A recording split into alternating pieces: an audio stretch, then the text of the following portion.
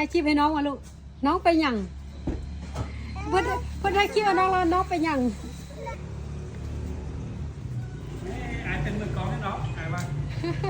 ลูกถ่ายคลิปให้น้องว่ะลูกจะไปใส่ไปห้องเรียนเนาะ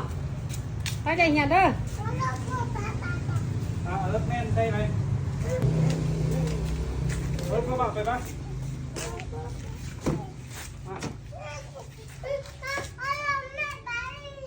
รถแม่มีคิว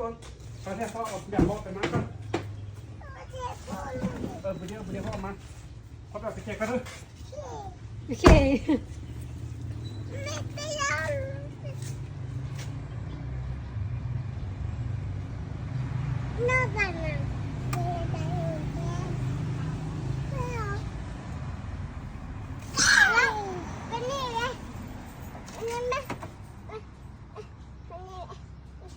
ถ่ายคลิปให้น้องมาลูกน้องไปหยัง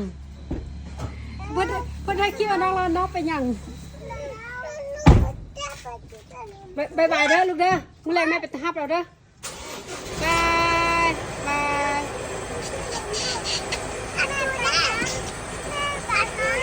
แม่ให้เพียงกันเด้อบายบายลูกเป็นพ่อเด้อบายโอเคแม่ไปเอา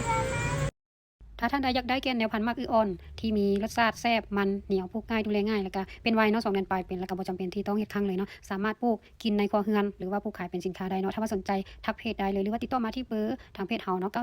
94246395สำหรับแนวพันธุ์แม่นมีพร้อมส่งเลยเด้อ